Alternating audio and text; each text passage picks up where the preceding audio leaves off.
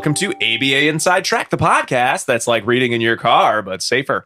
I'm your host, Robert Perry Cruz, and with me, as always, are my fabulous co-hosts. Hey, it's me, Jackie. Hello, it's me, Diana. Hey. Do you like that? Should I do that? I like that. Oh, yeah. There you go. Ooh, Okay. hey. I was kidding, but you guys actually liked it. That's We're great. into it. Real good. Fantastic. Real good. What other ways do we like to introduce podcasts, folks? Sometimes we like to say that it is a podcast about behavior analytic research. Mm-hmm. Sometimes we like to pretend that we're Delilah, who I don't even think is on air anymore. Because Oh, No, she she is. She She's is? 100%. But she's in is. syndication though, right? Yeah. Because she's older now. I One don't time know. we heard her. Are they old episodes? We heard her going and reading someone's email or getting a listener, and then I switched to the different station that played Christmas music, and it was the exact same conversation she had just had like 2 minutes ago. It was crazy. My kids were not amused. They didn't think it was that special. Anywho, Okay, what are we going to talk about today? well, it's not a podcast about maybe DJs that don't go on the air anymore. It's a podcast about behavior analysis and behavior analytic research, where every week we pick a topic and discuss relevant research articles. And this week we're going to be talking all about error correction. Excuse me. She's not that old, actually. Delilah? No, she's in her 60s. No, it's not a podcast about I Delilah. know, It's a but podcast. I wanted to correct it in case she's listening. What Well, that the was not a polite old. correction that Yes. you just Right, did. she's not old. You know, Okay. Not old at all. you're going to have Rob restate. No, Oh, okay. No, So it's we're not just- that kind. It's just a gentle just correction. a gentle It's a correction. gentle correction. Okay. Informative. Okay. I want you to say it 3 times now, Jackie. I'm going to model it for you, and then you're going to say it 3 times. Delilah's not old. Delilah is not. She's not old. She's not old. She's not old. Oh, wow. I cannot wait to talk about that, by the way. You've efficiently learned how to say Yeah. that Delilah is not old. That was efficient and effective. She's been married so many times, though. Oh, That is true. She mentioned 4. that. I've listened to maybe 4 30 times. seconds of Delilah in the past month, and I know all about her marriages. I hate listen to Delilah. No. This Wow. is not a podcast No, about we already said Delilah. it's not a podcast We know about. that. It's a podcast That's about correct. behavior analysis. We're talking about error correction. Error correction. So we're going to be talking all about which error correction procedures are right for you. And I'm going to talk to you about what articles we're going to talk about when we talk about error correction. Are you ready? I mean, technically, we're all going to talk about what articles you're going to talk about. 'cause No, I'm we're going to gonna tell you talk what about they those are. articles. I'm going to tell you I what they gotcha. are right now. All right, okay, here we go. Comparing error correction to errorless learning, a randomized clinical trial by Leaf, Sehan, Ferguson, Milne, Leaf, and McKecken that was published in the Analysis of Verbal Behavior 2020. Was Leaf and McKecken anyone else's favorite 70s cop show? It is good to know that it's McKecken because people don't know that it's pronounced that way. Mhm. So it's not spelled that way at all. Mhm. So anybody out there, now you know. A comparison of error correction procedures on skill acquisition during discrete trial instruction by Carol, Joachim, St. Peter, and Robinson. That was published in JABA 2015. A review of error correction procedures during instruction for children with developmental disabilities by Caravo, Cruz Mantilla, Gonzalez, and Ball. That was also published in JABA 2019. And finally, using an abbreviated assessment to identify effective error correction procedures for individual learners during discrete trial instruction by Carroll, Oceani, and Cheatham. They would make a good lawyer law firm. And that was in JABA 2018. Okay. So error Regina correction. Carroll is like the king of this, by Yes. the way. Yes. Yes. So error Or correction. queen. Everyone here has run discrete. Everyone here has run discrete trial training. Everyone here has used some form of error correction. At what point in using discrete trial training and either using error correction or in training others to use error correction, did you say to yourself, hey, wait a minute, why is this the error correction that I was told to use? Well, in my early days, there was only one. Mhm. So I worked at one place and this is what we did. So I never knew there was other error corrections until I moved to a different agency and then people were doing their own version of error correction. So then I thought there were 2. Mhm. And then I thought there's 2. I was like, oh, wow, this is a different one. Cool. Maybe they made it up. And then I became a professor and I started reading and I thought there's so many different variations of error correction procedure, not even that we're going to talk about. Mhm. So I only started thinking about it as an old person Mhm. because I didn't know. I have a similar story to yours, except I also think that I attended a Babbitt talk on this topic. kind of like back in the day. And now I don't know who presented it. It very possibly could have been Regina Carroll. I don't remember at this point. And the point of the talk was, wow, there are so many variations in this. And we don't actually know which of these pieces is important or most efficient or effective. And I think I started thinking about it kind of a while back, but most likely due to that Babbitt talk that happened in some indeterminate year. Yeah, for me, it was definitely, I think error correction is possibly one of those moments in my own career where I recognize, wait a minute, just because someone taught me how to do something a certain way doesn't necessarily mean that it is the only way or possibly even the best way, ?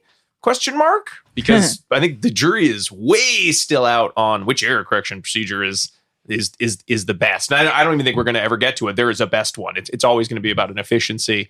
And there are a lot of factors that we haven't even looked at in the research. Yeah. So this was definitely one of those areas of when I realized, the one I learned isn't necessarily the only one. And why would they even have used the one I was trained to do? And there was some research to support the one that I kind of was originally trained on. But that was sort of my first, kind of looking at the wide world of just because you learn to do something or someone tells you to do something, there are actually reasons or potentially not reasons why you would engage in that behavior. So this one really kind of opened my eyes to the fact that there is research behind our work rather than just, 10 steps that you follow and then everything will be fine. Yeah, there's research behind it, but I also think that, different folks do it different ways at different places. And some of that has just been built up through, personal and then, company-wide histories of reinforcement. And some of it is probably, surreptitiously or superstitiously reinforced. And you could do it a different way and get a very similar outcome. Yeah. I think the only thing we probably can say I don't even want to say for certain, but we probably would not recommend would be if you're doing discrete trial training and you use no error correction at all, that is probably the least efficient strategy. Though even that may not be like a disaster. In my study, they do that. And it was not great. It was not great. Yeah. It was not a disaster, but So I would say that is, but again, like we'll talk about, there are a lot of factors that go into which error correction procedure, when should I use it, that haven't really been answered. So it's possible that nothing is a great error correction procedure for this slice of acquisition skills. No, it does not but seem to be that way. No, I would not be surprised. But if you were looking at a different set of targets than we're going to talk about today, you probably would still have to include the differential reinforcement only condition just to make sure, even though it would then also probably be the crummiest results. But we'll see. I don't know. You're thinking. Yeah, I'm disagree? thinking, but I'm thinking about something else. Okay. I'm thinking about a study about errors of omission. Mm-hmm. You know the one. I can't remember the author right now. I can't either, but yes, I knew exactly what you were talking about. But that had to do with whether they reinforced errors versus did or did not provide an error correction procedure. So it's a little bit different, and that's where my head was at. Okay. Very cool. You want me to tell the author? Mm-hmm. Did you find it? Yeah. Give me 1 second. It's Katya. Sividini Mota and Ahern. Oh, yeah, it is. 2013. That's why we both read it. There it is. Yep. Okay, there it is. So we're not going to talk about that one today. No. All right. So when we talk about error correction procedures, we're pretty much going to be talking about the context of error correction within discrete trial training for this episode. Though, of course, there are other error corrections because there are other ways to teach. And that definition, and this comes from the Caraveau 2019 article that we'll be discussing kind of as a summary at the end here, is any remedial procedure presented following an incorrect response that increases the probability that a correct response will occur in the future. Usually with some sort of like, here's the right answer, and then a differential reinforcement of that correct response, and then possibly some negative reinforcement contingency like, after you make a mistake, you have to do it again, or repeat my model. But again, we're going to talk about a lot of different variations that could be at play.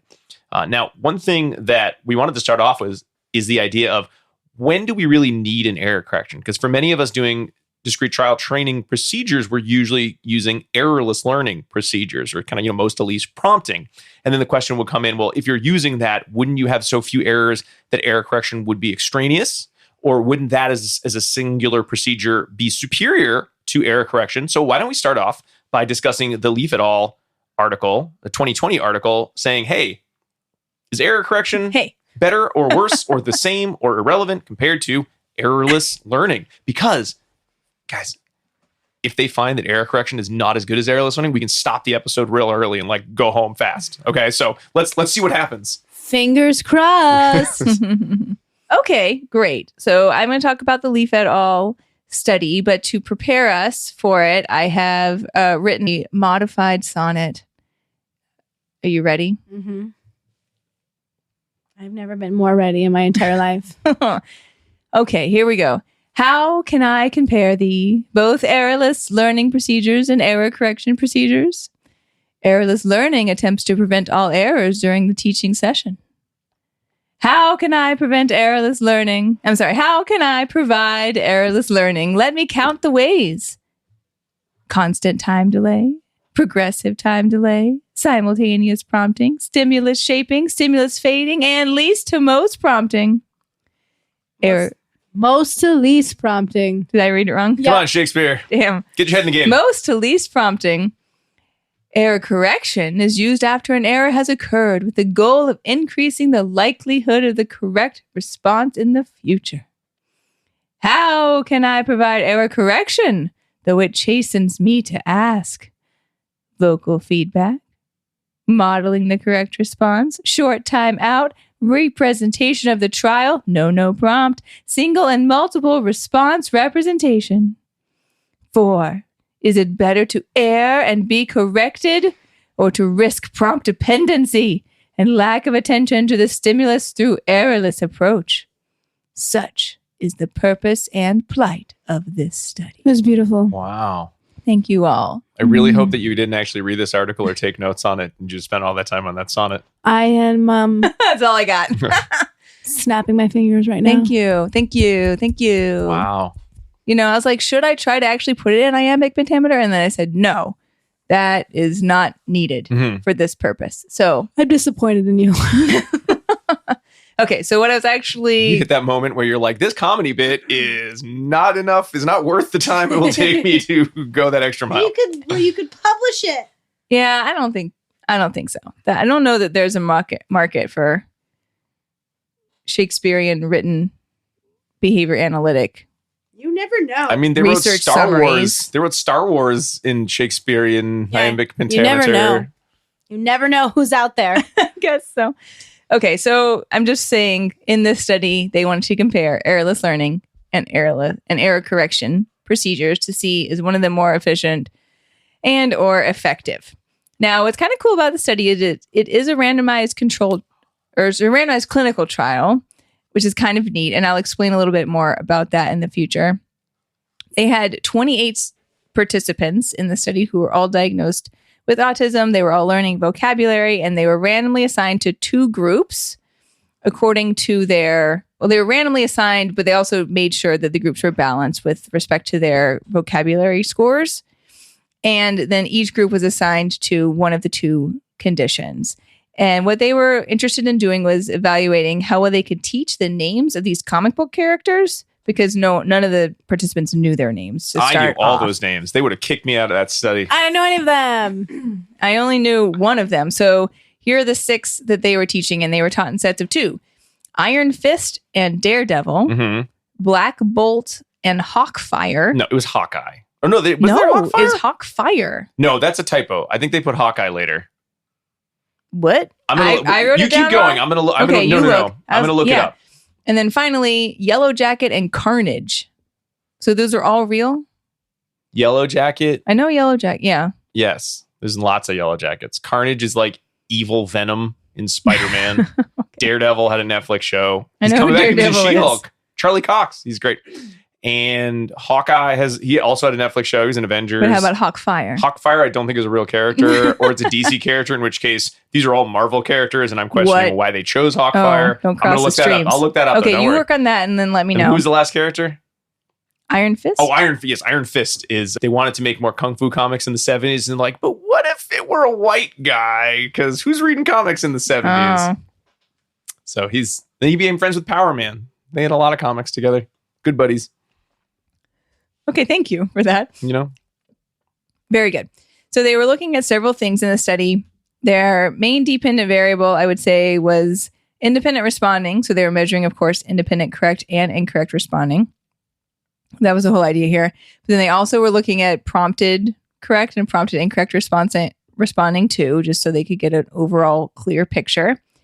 And then they translated that into the efficiency of each condition based on how quickly the participants met the mastery criteria for each set of characters. And that mastery criterion was 100% on 3 consecutive daily probe sessions. I also appreciated that they capped it at 20 sessions. So no one had to experience more than 20 sessions if they did not learn the characters. So it just feels kind of like nice to go ahead and have an end on that, right? So they measured 2 things, full probes and daily probes. Full probes were they tested all 6 comic book characters and they gave the SD like, what's his name or who is it? And they gave neutral feedback, which they said, we just put thanks. So no matter what they said, they just said thanks. And then they also did daily probes, which were the same, except it was just for the 2 stimuli they were currently being trained. So then, like I said, 14 participants were assigned to one category and 14 to the other. Both of them, their training sessions looked the same in that it was 20 trials, 10 for each of the current stimuli that were being presented, preceded by either a full probe or a daily probe. And the sessions were like 5 or 10 minutes long and they only ran 1 a day. And for the error correction group, they organized it such that they gave them differential reinforcement for correct responding. And the error correction was corrective and informative feedback. So if I held up a card and I said, who is it? And Rob said, Spider-Man. And I would say, no, it's Daredevil. And that would be it. And then the other condition was errorless learning. Oh, I'm sorry. The differential reinforcement for error correction was like praise. And then for errorless learning, they did most to least prompting. I said it right this time. And that prompting hierarchy was full echoic or full verbal model, partial echoic, partial verbal model, or no prompt. So in this case, I would hold up a picture and I would say, who is it? And then if it was a full model, I would go ahead and say Daredevil. And then Rob would repeat Daredevil. So that's what that one looked like.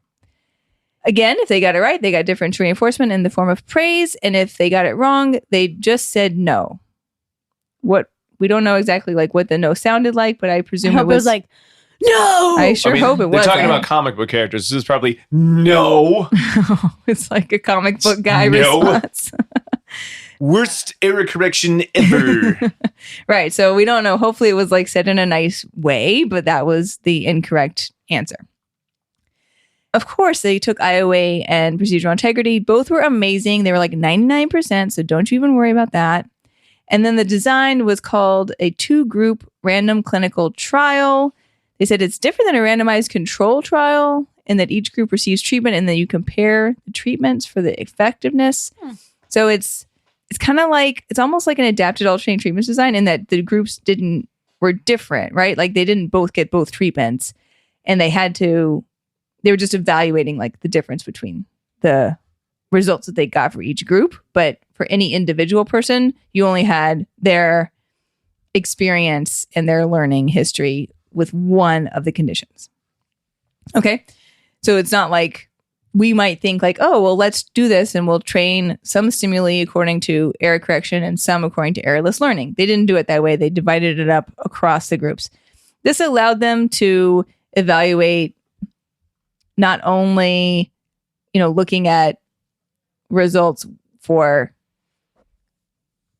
the effectiveness within the group, right? But they also could then do some statistical analyses, which are few and far between in our field, right? But it allowed them... I was excited to see that. Yeah, it allowed them to then say, hey, look, we see statistical significant differences here, and both of these were effective too. So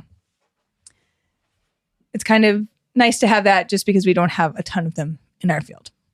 So what they found is, and then they just trained all of these until they reached mastery or they didn't, right?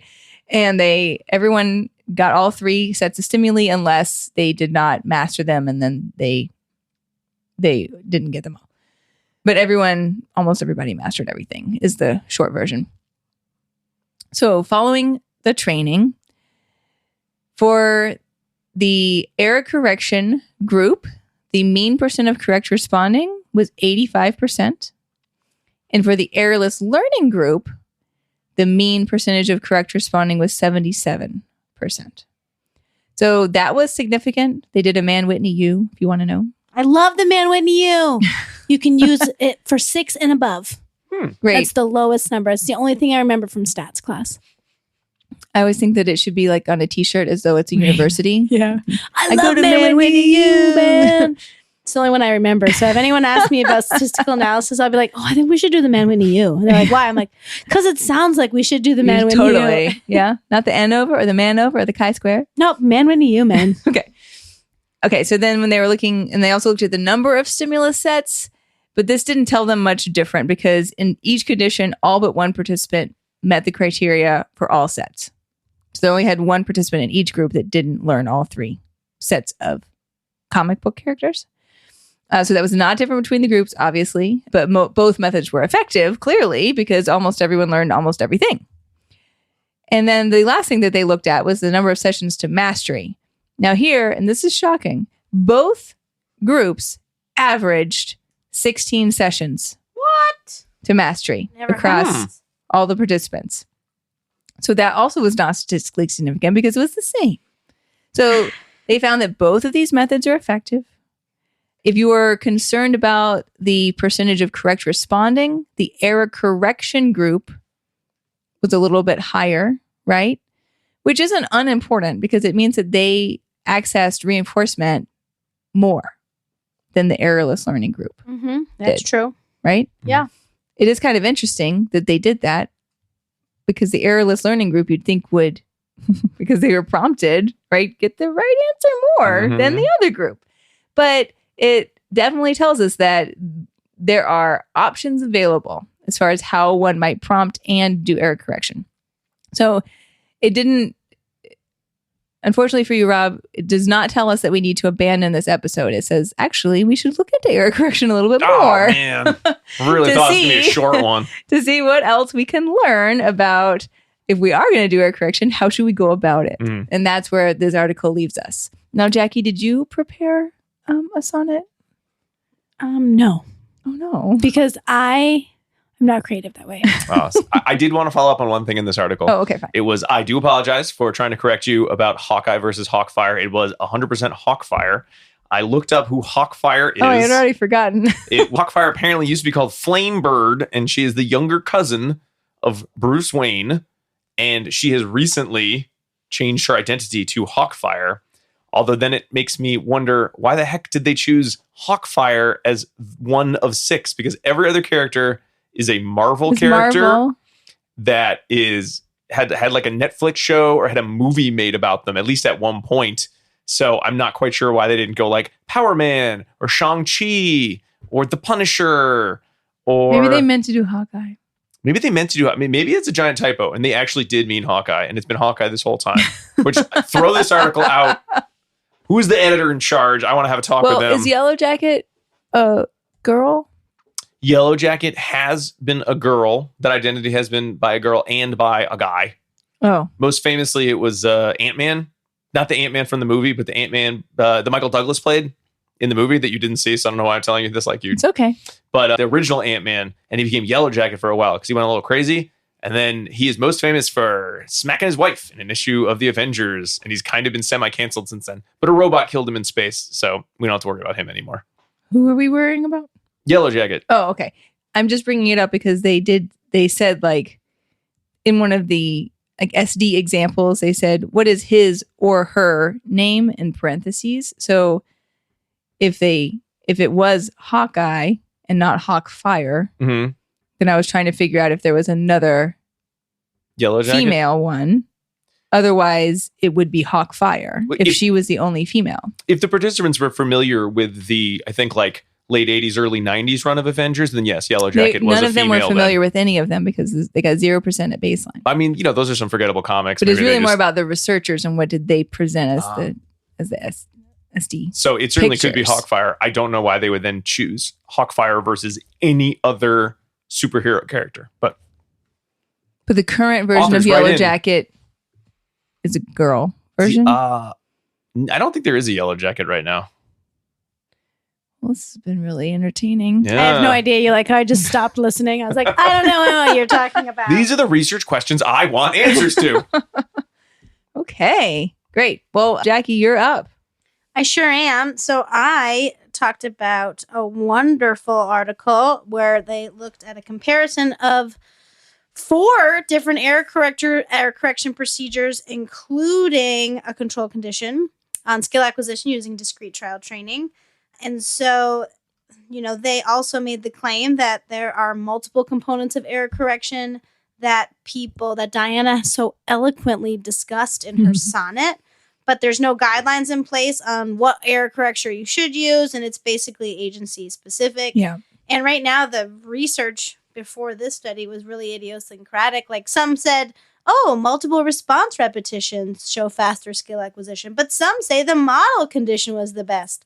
So this study really wanted to look at the effective and efficient procedures across the 4 error correction procedures by they looked at so many things because all the studies previously looked at all the different things. So they're like, we're going to look at everything. They looked at percentage of correct responses, total number of sessions, total training trials, duration of training, and they used participants with a diagnosis of ASD and expanded beyond that because there'd been no research looking at error correction with participants that didn't have ASD. So they also looked at some participants that had ADHD. Mm-hmm. So they had 5 participants. 2 were diagnosed with ADHD between 6 and 7 years old. They were at a school for kids with severe challenging behavior, and they had some experience with DTT in the past. 3 of the students had ASD, and they were between 5 and 8 years old. They were at a university-based EI center. And all students have had experience with DTT for 0.8 years. I tried to figure out what that was in months. Is that like 7 months? I couldn't figure it out. 80%. I think it's 10. 10 months? Okay, so it's 10 months or to 2.5 years. So the older student had the 2.5 years. So there's an 8-year-old student that was diagnosed with ASD that had the longer duration of DTT.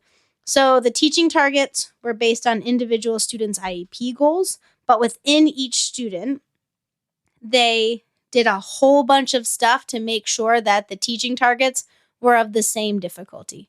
And we'll talk about that a little bit. So the dependent variable in this study were either reading sight words for 3 participants or expressive ID of features of items for 2 participants.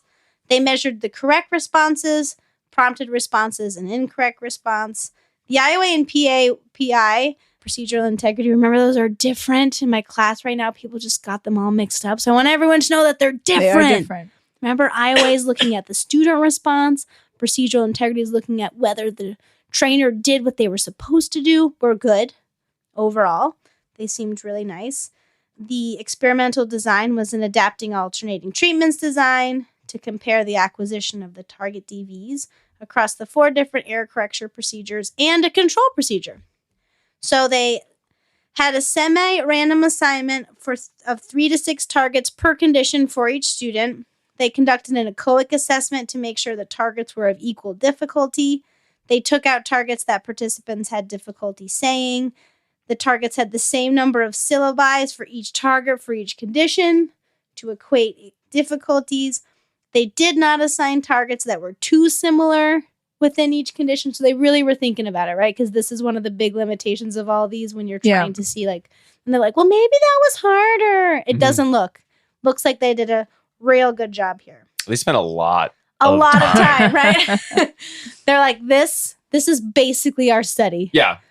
We're just going to do this part and then we're going to call it a day. The most important part is no one being able to say, I don't know, those stimuli just seem too dissimilar to really make any conclusions. Right. Or too similar. Yes. Right? It's like they have to be right at the 50% mark. Not too hard, but the same part of hard, the same syllables. They need to be the same, but not the same, if you know what I mean. Not the same, right, but not too different. So they had 12 trials in a session. They had a constant prompt delay. They all started with a 0-second prompt delay. And once they scored a 92% across 2 sessions, they faded those prompts by 2 seconds, right?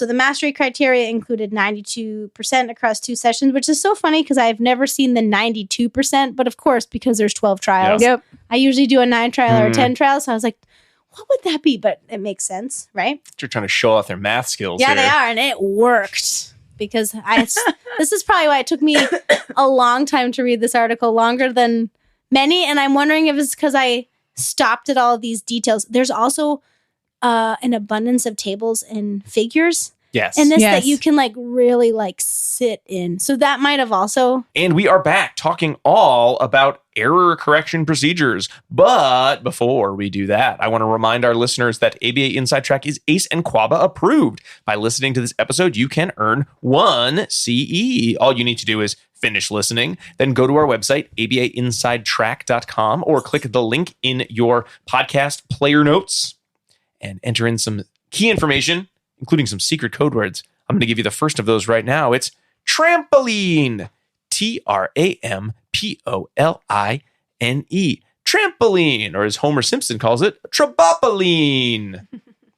You jump on the thing. It's like you go up and down, right? Tons of fun. Anyway, trampoline. All right, and with that out of the way, let's continue on with the show. These articles, this one and then the follow-up, Carol, that we'll be discussing kind of near the end of the show, I think they felt like monkey paw wish articles. And like, I wish someone would just look at all the error correction procedures and look at all the ways they might be the best or the worst. And then your wish is granted. And it's like, what if we had 6 or 7 different terms that are kind of the same, but only tiny small differences. But there's 3 different ways that we could look at them, and they all kind of read the same. So if you're trying to skim the article, you got to keep looking. But do they mean minutes? Is this sessions? Right. Is this total We're time? doing everything. Time per session? And there's just this abundance of information. It almost feels like a logic puzzle of like, wait, which of these is the one that you are now talking about? They spent so many times at night or in the shower being like, this, wait, we need to do this too. Yeah, and then full disclosure, all the articles we talk about, some of them use some of the correction procedures that Carol talk about as individual error correction procedures. Some of them were like, what if we take all 3 or 4 of those? We're going to bunch those into one name. Right. And it's like, what? So is it one thing? Are these 3 things? So it became very hard to...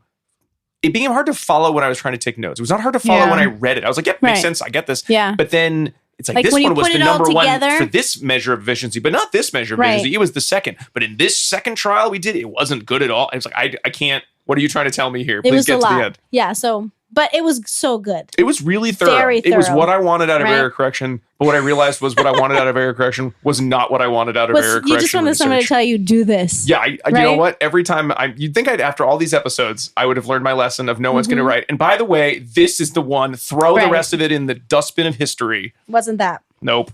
They also had an early termination criteria where if they found out that one error correction was better for someone else, then they would stop and use that error correction.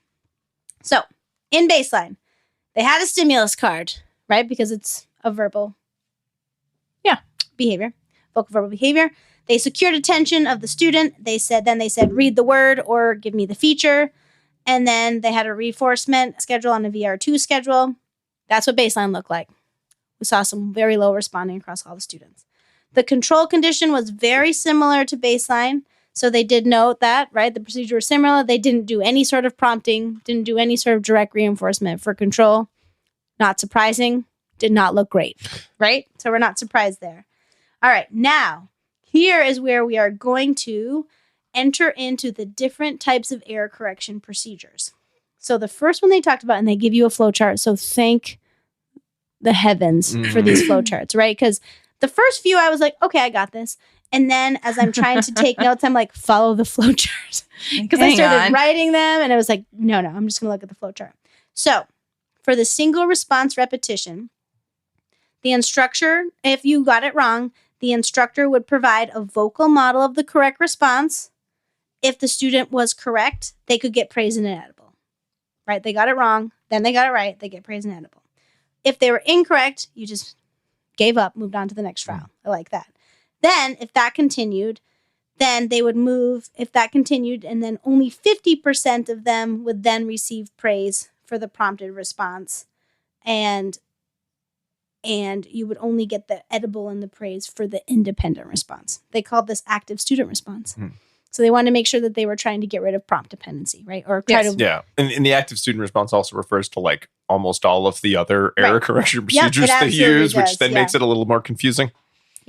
Okay, so that one made sense to me. That was pretty easy. Yep. The next one's called remove and represent. This one also is not as difficult.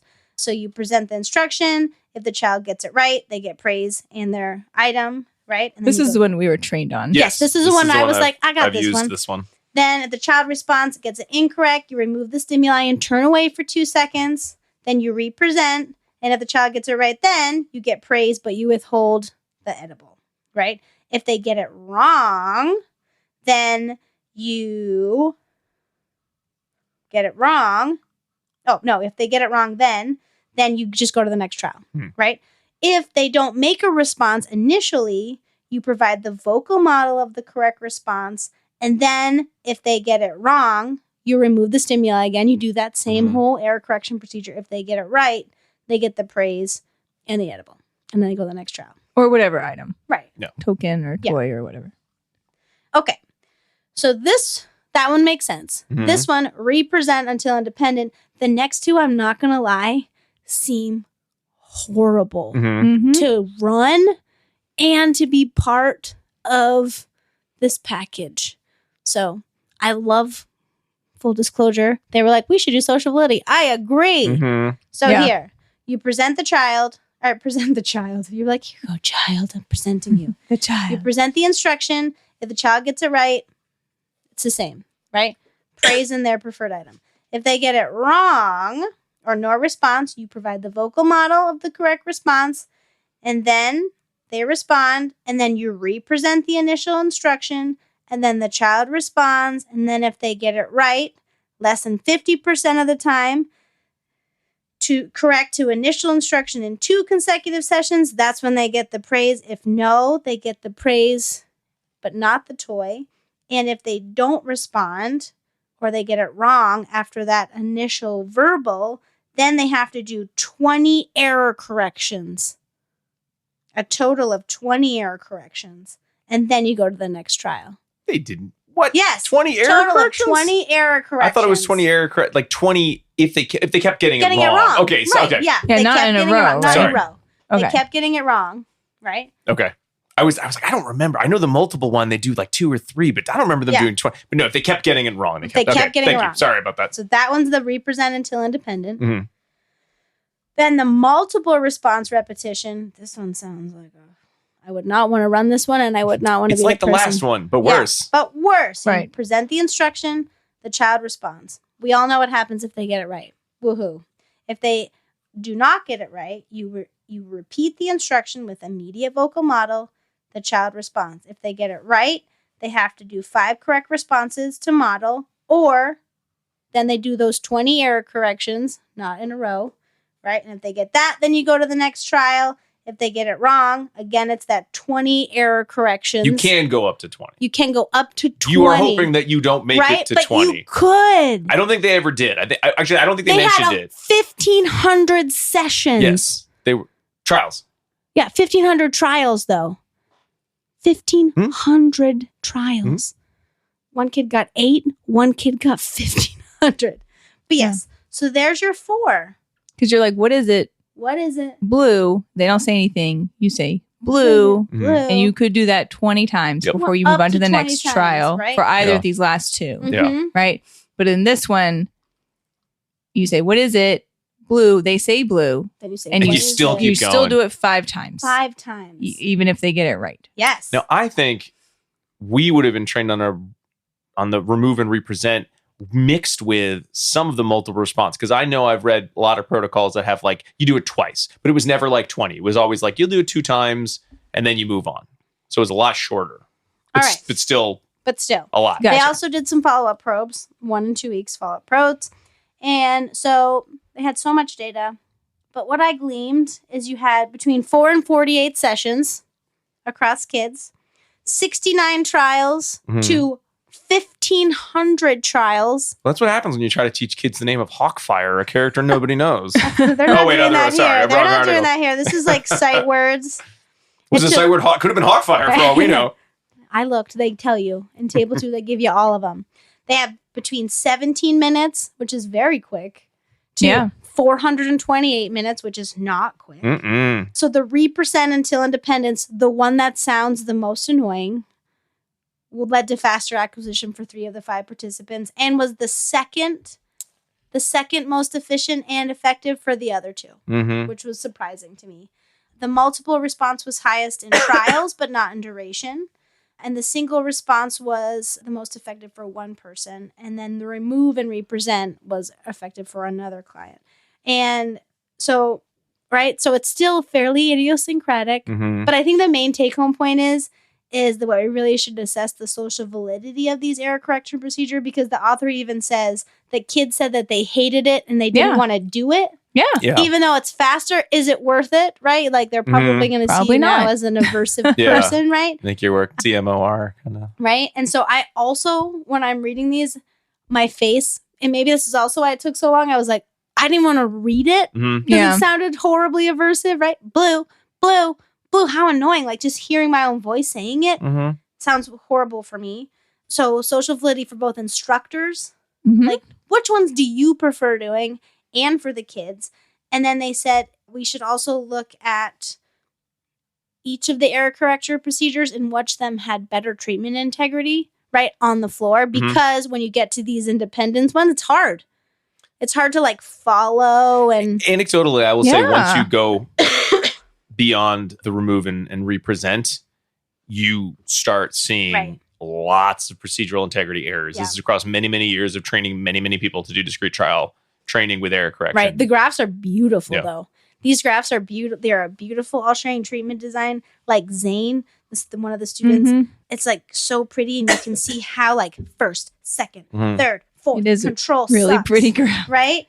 And like the other one aren't as clear, but I mean, they're pretty close because you can see like where, if you're looking, you can see what error correction procedure was the fastest on most all of them. And there is like clear differentiation. We're like, look, we're done. And the other ones keep going. So it's a really cool article. I would recommend reading it. All right, but it still doesn't get to the question of what's the best error correction procedure. Will we answer it? Find out after this break. We'll be right back.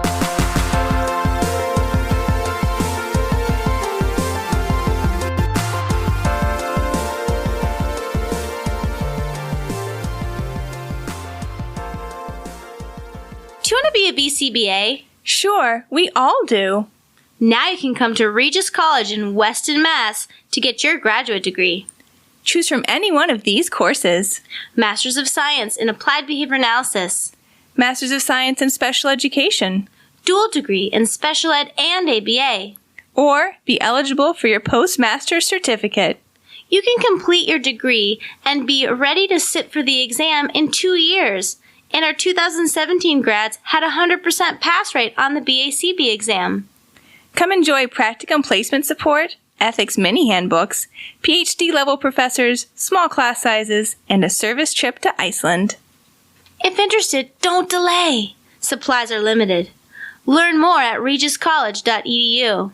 Again, that's www.regiscollege.edu, regiscollege.edu. One more time, www.regiscollege.edu. See you there!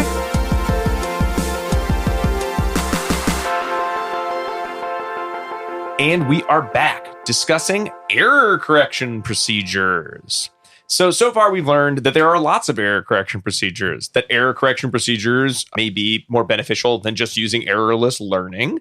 And although it's unclear, and despite the fact we have many error correction procedures, some of which may work better than others, it does seem to be a bit idiosyncratic. So knowing that, is there a way, much like a preference assessment, that we could assess whether any one error correction procedure is better, I'm going to put better in air quotes, for a learner than another one? Now, I love air quotes, by the way. Thank you. So, Jack, you certainly talked about the fact that they hadn't looked at social validity, and the authors say that they hadn't looked at social validity. They're very aware of that. That was a limitation that they said, not me. So, at the end of the day, we're sort of looking at this like smaller body of research on error correction. So, we sort of need to know which of these error correction procedures are worth exploring, with that caveat of even if they are that good, they may still be ones that no learner is interested in using. I wouldn't want to.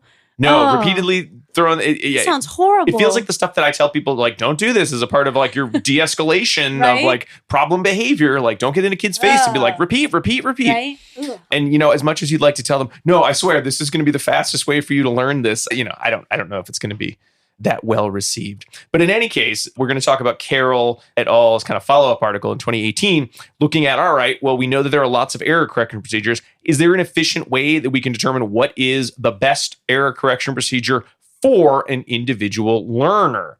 And I think similar to the last study, this is one of those like, oh, wow, you looked at everything. And then as you're reading it and then looking at it again, you're saying, oh, wow, you looked at everything. So it turned out Dr. Carroll loves to look at everything. Amazing. Right? But it is a lot of very small modifications and checks that make it not exactly challenging to read, but I think challenging to parse out every little piece. Like I enjoyed reading these articles, but then when I went back to like go into the nitty gritty, there were a lot of measures of different types of efficiency, a lot of different types of error correction procedures, many of which were such slight variations on the other. There were lots of different types of assessments throughout the study. So you really do have to pick apart each of the parts very slowly. But if you just sort of like, I want to read a fun error correction article on my lunch break, man, this one reads great and you feel like you've learned a lot. But then when you go back, you're like, wait a minute, my lunch did break. I learn as much about this as I wanted to? Or so a lot of detail in this one. So the main question here is, what is efficiency when we talk about error correction? Is it smallest number of trials? Is it shortest amount of time? Is it the number of total errors that occur or don't occur?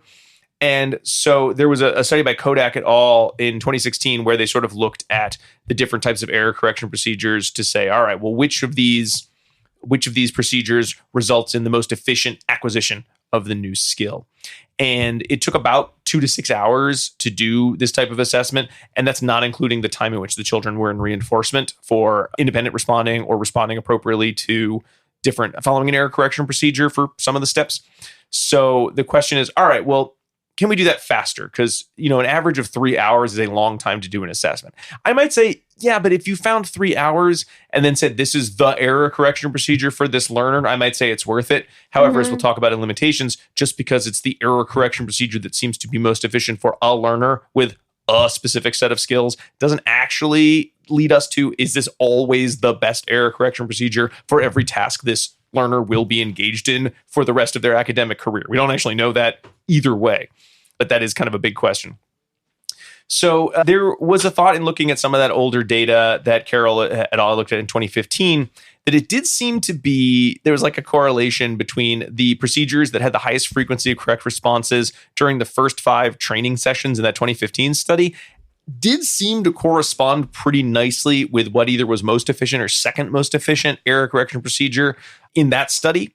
So they also kind of saw that in another study by McGann and Lerman in 2013 and in Kodak et al. 2016, that it seemed like the highest average percentage of correct responses during those like initial training sessions seems to correspond well to either the most efficient or second most efficient error correction procedure. So like looking at percentage of correct responding. So what if we just looked at the first couple sessions and then called it a day? This is a research study where you can't just move on in life. Right. They then said, okay, well, let's do that. And then we'll do some validation tests to see if that plays out in terms of the pace of acquisition of the learner.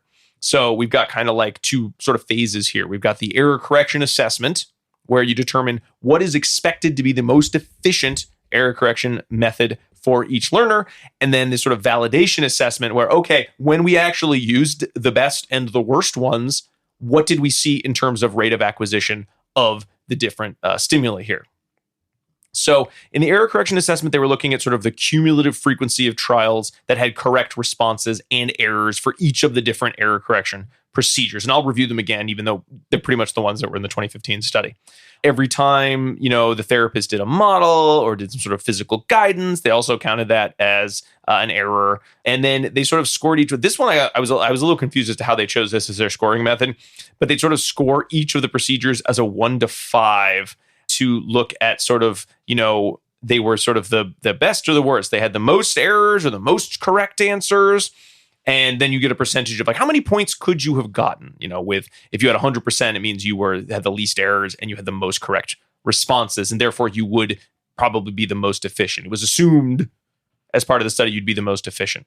So that was the first part. Then they do the validation assessment, where they sort of look at, okay, how many trials does it take to get to mastery? How much time does it get to mastery? How many sessions does it take to mastery? Sort of saying which of these is a measure of best efficiency.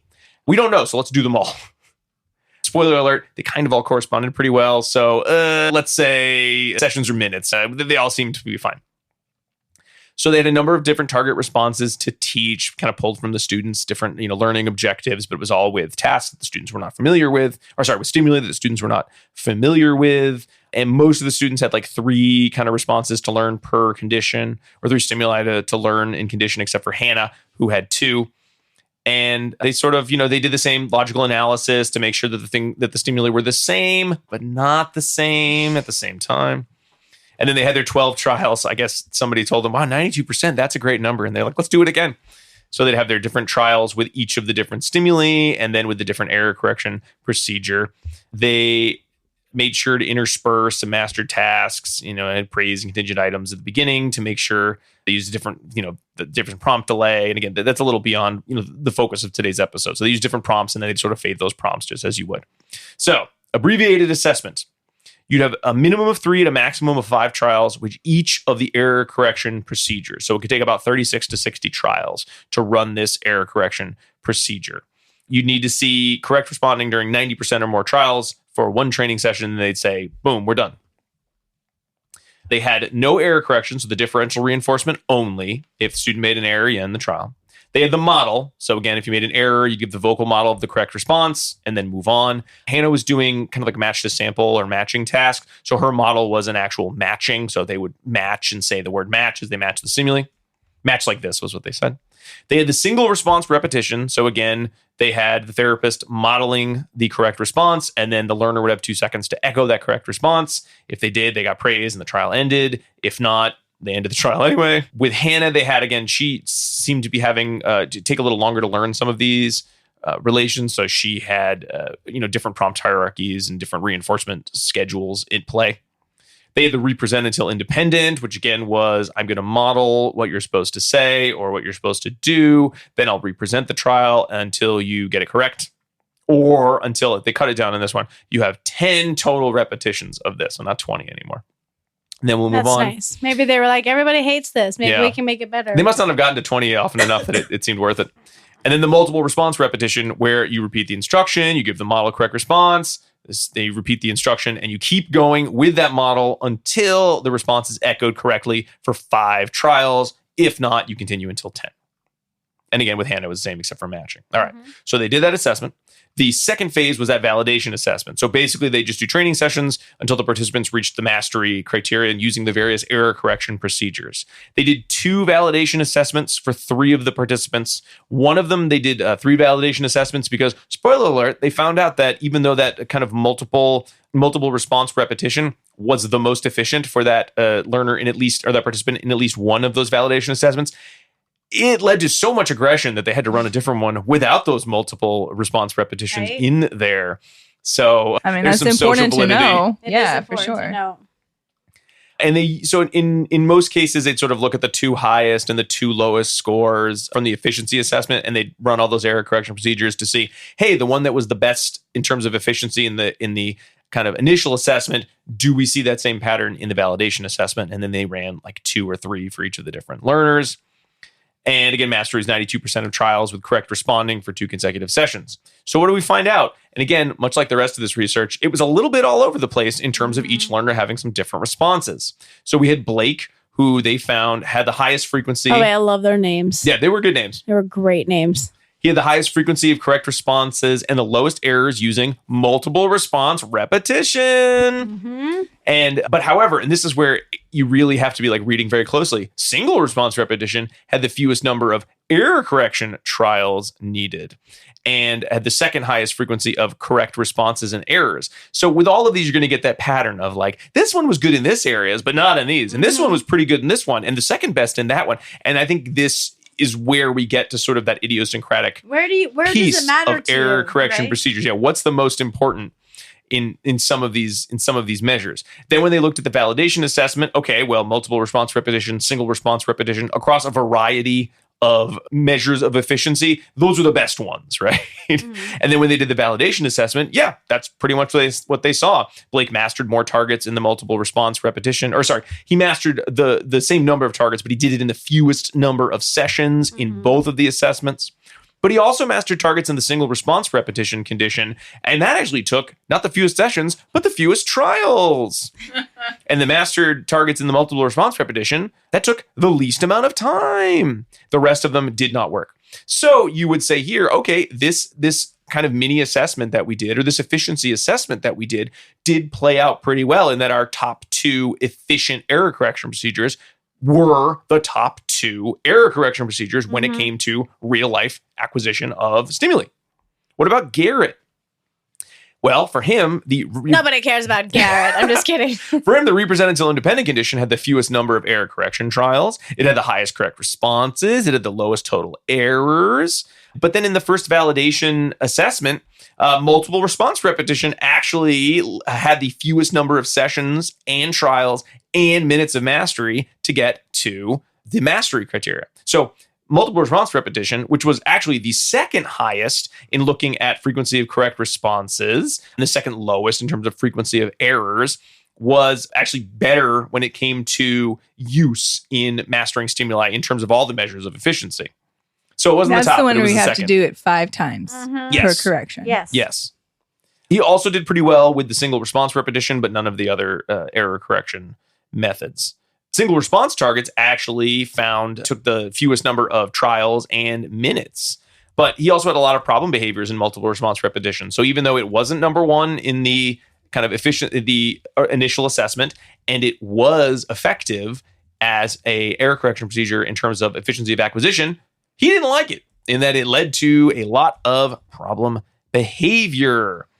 So when it came to kind of that validation assessment, the results were a little bit more mixed. I think the single response correction procedure that, resulted in a low number of trials to mastery, a low number of minutes.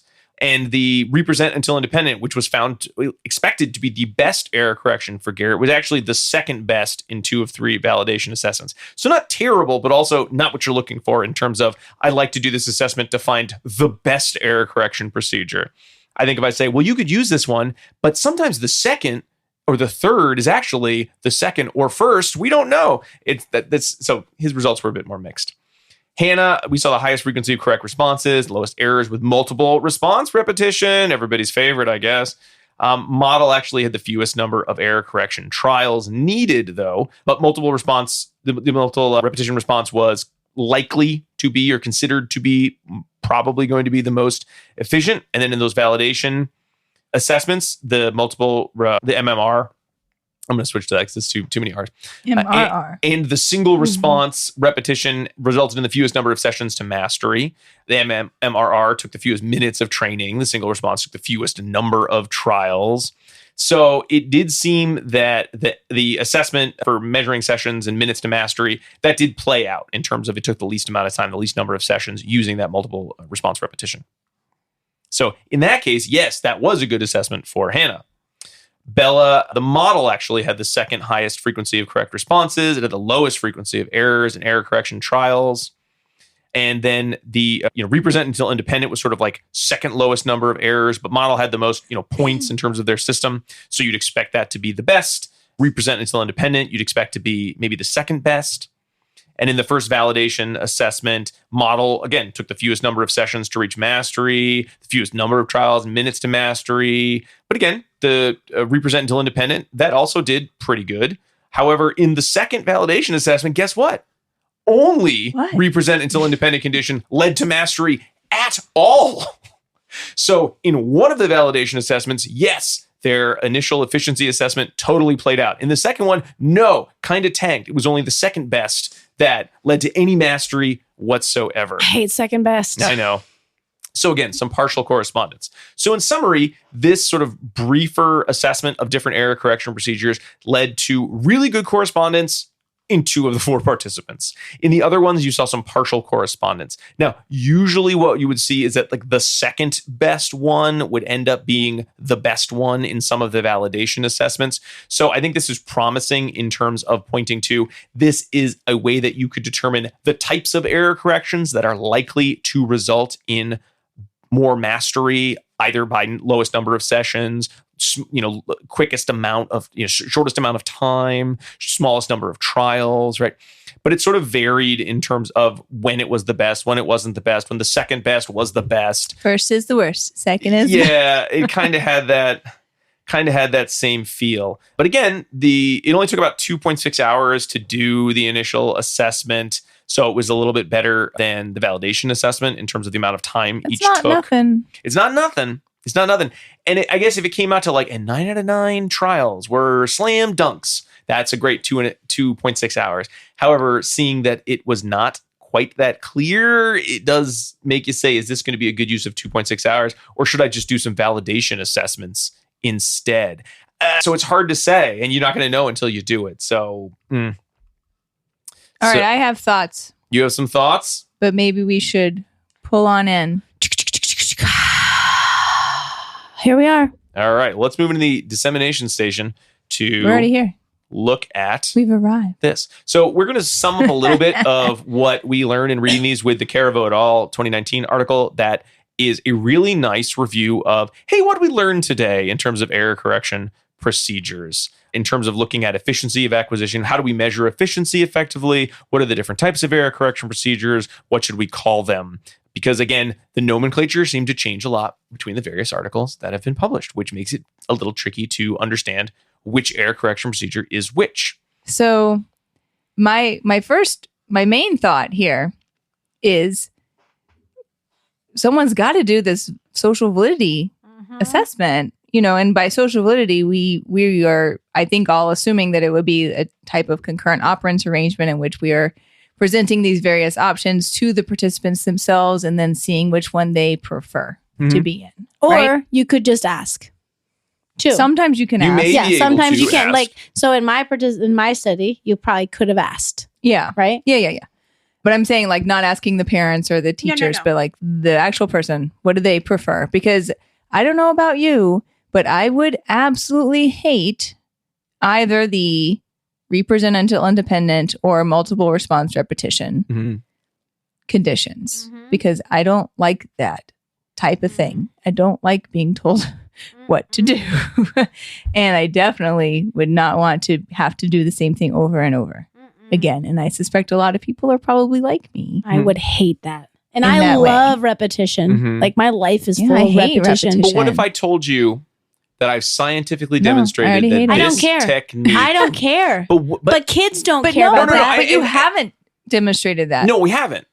And I'm not saying that it should be considered the best or even is the best because it came out well a few times and not well in other times. Sure. But I think it cuts that bigger issue of when we look at social validity, we can't just say, which one do you like the best? Because if a kid says, I love the one where you don't even tell me that I'm wrong, that may not result in efficient learning, which leads to its own set of problems. Right, So but if there's a they- The balance. best we have ways be- to lose weight is diet and exercise. Mhm.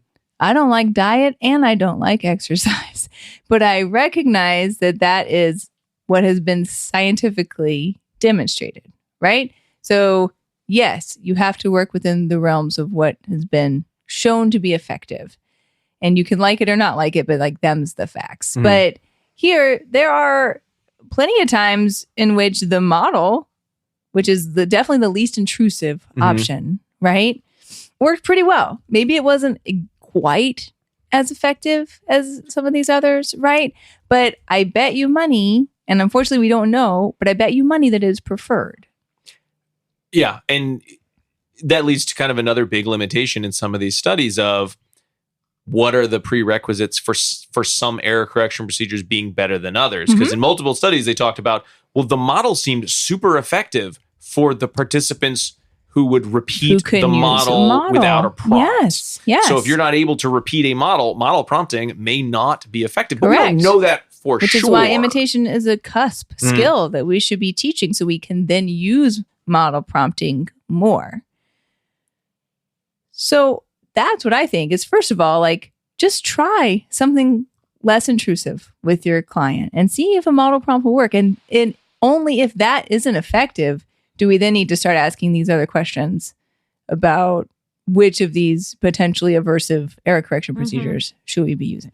I agree 100%. Right. And I think if you can ask them if they hate it and it's most efficient, you should probably pick something that's maybe a little bit less efficient, still works, but they actually like it. Right. Like, do you want to learn this quickly and then hate school forever? Or do you want to learn this a little less quickly and still like me? Yeah. Yeah. Right? I think it seems promising to do that sort of initial efficiency assessment. And at least I think the big conclusion was the different measures of efficiency across these studies, they seem to correspond. So pick one that you like or that's easy for you to do. And you probably can get away with using that as your measure of efficiency, whether it's number of trials, number of sessions, amount of time. So that's nice. That's useful. We learned that. Good to know. Yeah. I also think it might be good to use that procedure, not necessarily to then say, aha, the top 2 most efficient error correction procedures, therefore, will be the most efficient error correction procedures, but would most likely tell you those are probably in the bank of error correction procedures that will result in the best overall learning outcomes.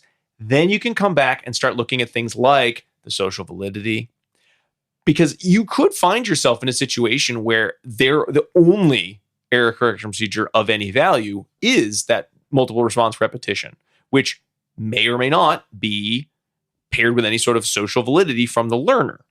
At which point you may say, I can't use an error correction procedure. I'm going to use errorless learning, and I have to really up my errorless learning game. So that may actually tell you more about that you shouldn't use error correction in those situations. Yeah. But errors still occur within errorless learning procedures as well. So I don't think we should think that they don't. No, exactly.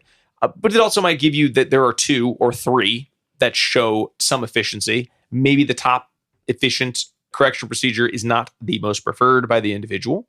Yeah. But that's okay. Maybe now we have a bank that we know we can pull from. Yeah, totally. And what you're using as your error correction procedure is not the only variable in determining skill acquisition. And I mean, I know that's what we're talking about for this episode, but we should also just not forget that there are so many other factors that are going into this whole thing.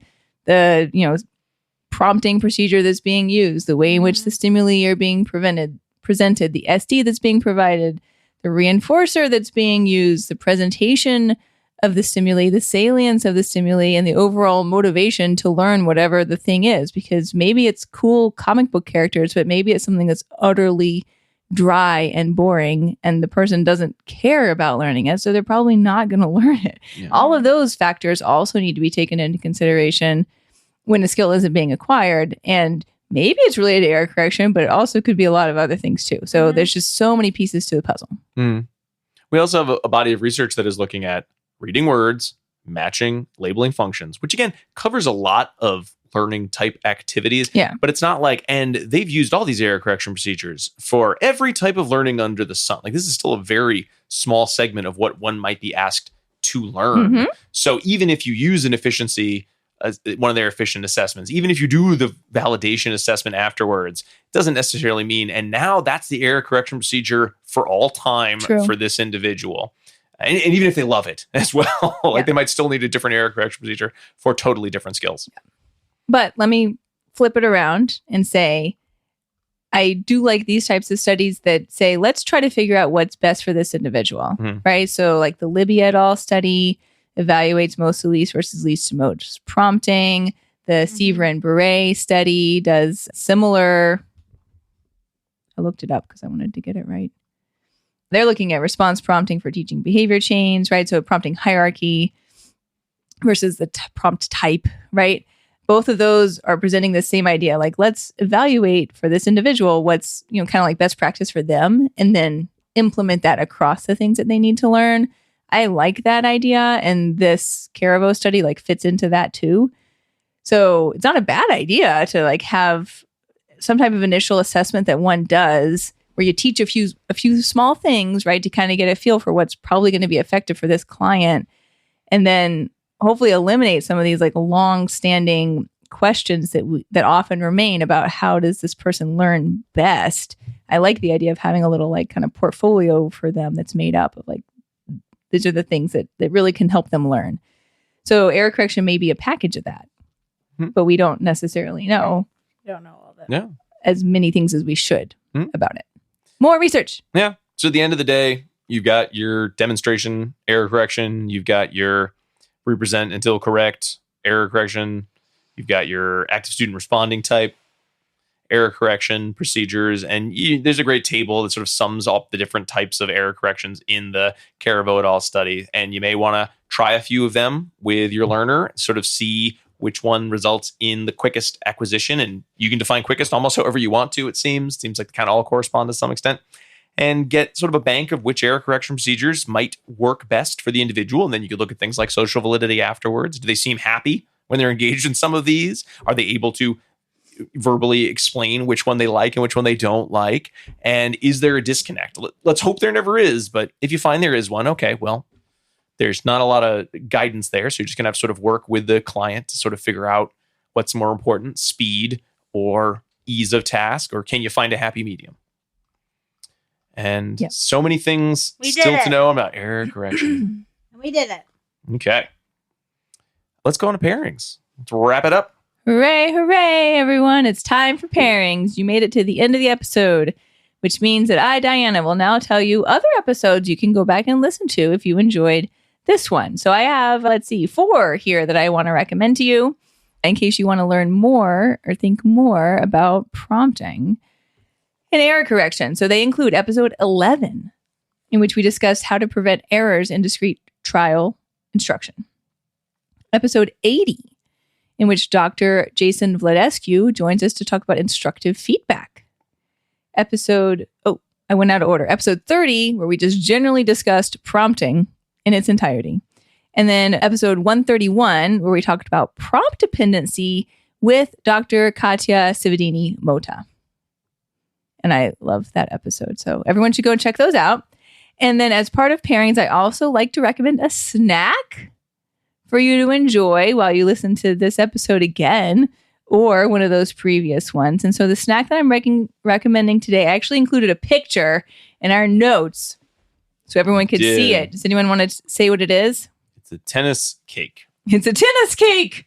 Whatever that and is. It legit, that's exactly what it looks like, right? It looks like a fruit cake that then has like a tennis court on probably top. a solid inch of fondant on the top. Man, and fondant's then amazing when you're watching any bake show. I know, right? You're like, and is that fondant? Of course it is. Of course it is. Doesn't taste good though. No, it doesn't. And then it's got a green fondant on the top of that, and then icing, and then like a little actual net made out of icing, and little tennis rackets made out of icing. Is it cake? All Just on the kidding. top of that tennis cake, which was not something I'd ever heard of.